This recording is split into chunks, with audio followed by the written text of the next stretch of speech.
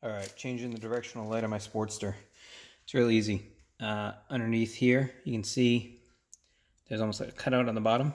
That's the only spot there's a cutout. You're gonna take your Phillips head, okay? And you're just gonna go ahead and get it right in there. Push up just a little bit, and then turn the Phillips head. It comes right off.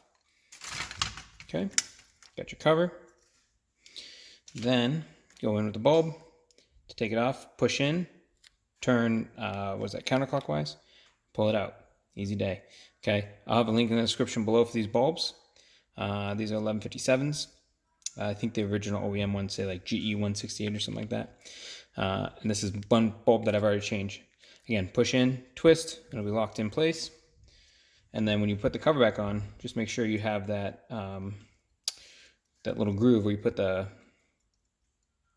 oh, there it is, where you put the screwdriver in. See that right there?